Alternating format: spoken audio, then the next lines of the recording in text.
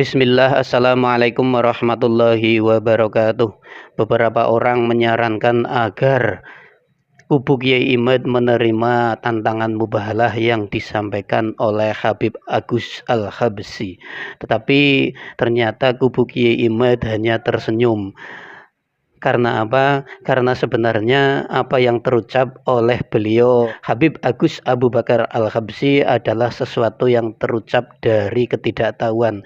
Karena apa? Karena yang pertama, beliau Habib Agus Abu Bakar Al-Habsyi menantang sumpah laknat, sumpah li'an.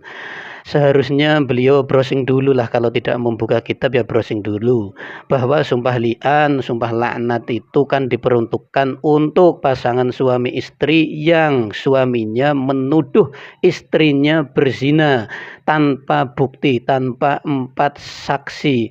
Maka untuk menyelesaikan tuduhan itu, jika suaminya tetap ngeyel menuduh, maka diadakan sumpah laknat.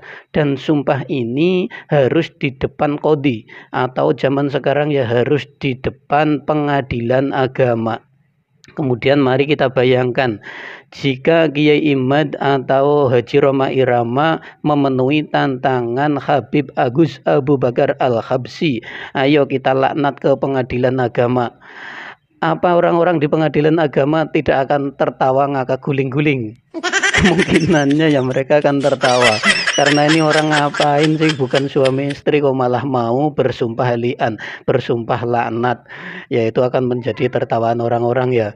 Kemudian andai pun mereka suami istri yang bersumpah li'an, itu tidak mesti oleh Allah Subhanahu wa taala diberikan laknat langsung di dunia. Semisal 4 hari setelah sumpah li'an wafat, 5 hari setelah sumpah li'an tertabrak truk tronton, itu enggak seperti itu. Sudah banyak yang bersumpah li'an dan antara istri atau suami tidak terjadi apa-apa di dunia ini, mereka baik-baik saja.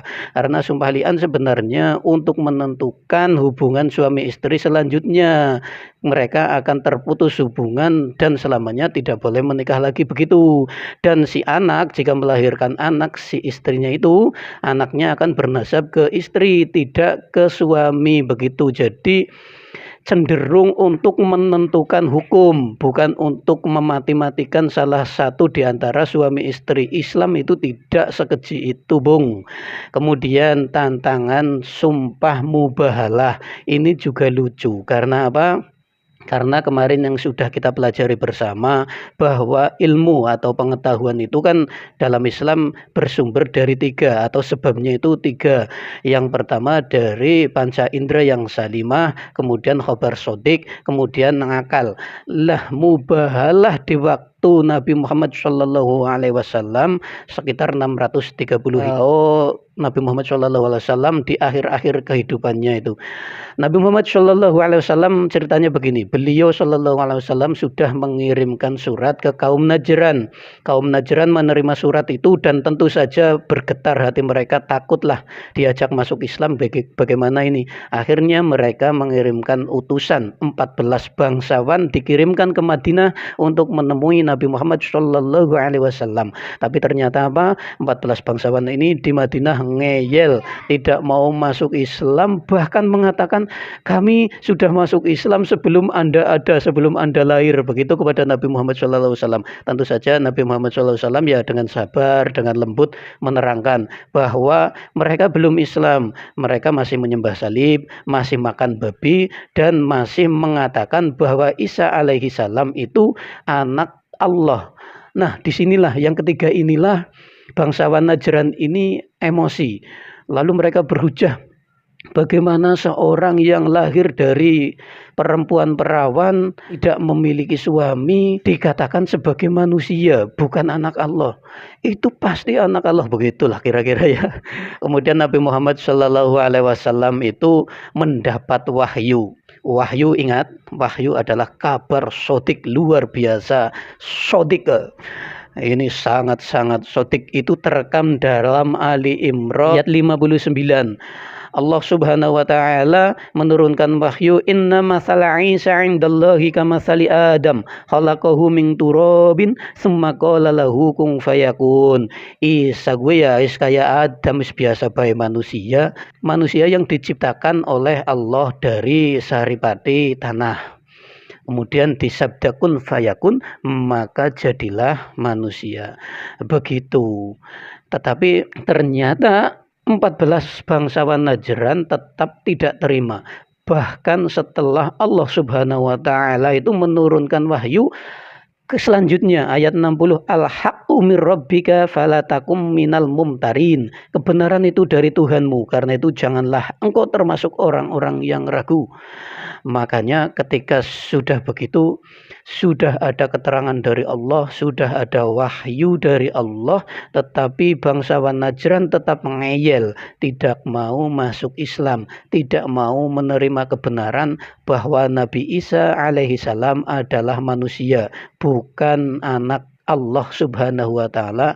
Maka Nabi Muhammad SAW kemudian diturunkan ayat yang begini, faman hajjaka fihi min ba'di ma ja'aka minal ilmi faqul ta'alu nad'u abna'ana wa abna'akum wa nisa'ana wa nisa'akum wa anfusana wa anfusakum thumma nabtahil fanaj'al la'natallahi 'alal kadhibin. Intinya Nabi Muhammad SAW disuruh untuk mengajak mereka bangsawan-bangsawan Najran melakukan mubahalah.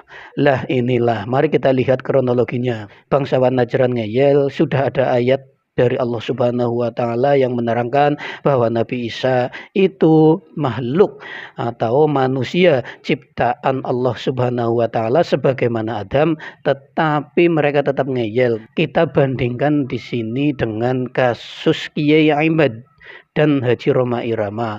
Mereka Kiai Imad sudah mengatakan jika ada bayinah kitab sejaman dari referensi sejaman atau yang mendekati bahwa Ubaidillah itu ada, bahwa Ubaidillah itu putra Ahmad Al-Muhajir, mereka Kiai Imad dan lain-lain siap taslim. Jadi sangat berbeda dengan bangsawan Najran yang sudah ada bayinah dari Allah Subhanahu wa taala, sudah ada bayinah penjelasan bahwa Adam saja tidak punya ayah, tidak punya ibu, tetap dikatakan manusia, bukan anak Allah. Tetapi bangsawan Najran itu tetap ngeyel, maka ya mubahalah jalan keluarnya. Tapi ini tidak. Kiai Imad hanya membutuhkan diberikan bukti mana kitab sejamannya, mana kitab yang mendekati zaman Ubaidillah. Karena Ubaidillah wafat 383 Hijriah, ya silahkan diketengahkan kitab di abad 5. Tidak minta di abad 4, di abad 5 saja lah udah Kiai Imad akan taslim. Jadi Kiai Imad tidak ngeyel seperti bangsawan Najran yang patut atau berhak diajak bermubahalah. Maka ini sangat lucu jika ada seorang yang mengajak mubahalah sebelum mendatangkan bukti. Bukti belum ada sudah ngajak mubahalah. Makanya Kiai Imad itu mengatakan kasihan itu Habib Agus, dia yang akan binasa. Makanya Kiai Imad mengatakan, tapi ya jika Habib Agus itu terus memaksa untuk bermubahalah, ya kita 1 lawan 1, Habib Agus dan Kiai Imad saja. Itu dinyatakan ketika Kiai Imaduddin berada di Kebumen. Jadi tidak perlu melibatkan anak, istri, cucu. Karena waktu itu Nabi Muhammad SAW melibatkan Hasan Husain ya. Jadi ini lebih ringan. Udahlah 1 lawan 1 saja wong, karena ya tidak memenuhi syarat mubahalah. Tantangan mubahalah itu kan kalau sudah mentok. Misal begini, misal Kiai Imaduddin sudah didatangkan bayinah, sudah didatangkan bukti dari kitab sejaman di abad keempat, abad kelima. Ini loh Kiai Imad, sudah ada bukti sahih, valid, solid, bahwa Ubaidillah itu ada, bahwa Ubaidillah itu putra Sayyid Ahmad. Ini buktinya. Kemudian Kiai Imad menolak, tidak bisa, saya tetap tidak mau taslim. Lah di situ baru panjenengan boleh atau berhak menantang Kiai Imad untuk bermubahalah. Dirinya, keluarganya keluar bersama-sama dengan panjenengan para habib dan istri dan keluarga, lalu nanti di situ bermubahalah. Siapa yang akan mengenaskan duluan? Tetapi untuk sementara belum memenuhi syarat bermubahalah. Maka jika ada yang bermubahalah, itu ya hanya orang-orang bodoh. Maaf, hanya orang-orang yang tidak tahu mubahalah itu apa sih? Bagaimana Nabi Muhammad Shallallahu Alaihi Wasallam kok sampai menantang bangsawan Najran untuk bermubahalah? Kronologinya bagaimana? Lah itu nanti kita gunakan. Bukan apa-apa sudah nantang mubahalah, mubahalah, mubahalah. Ditertawakan nanti ya. Kita gunakan ilmu lah ya, gunakan ilmu. Jangan menuruti nafsu terus emosi mendapatkan plat G kemudian nantang mubahalah. Ya enggak begitu, Bang.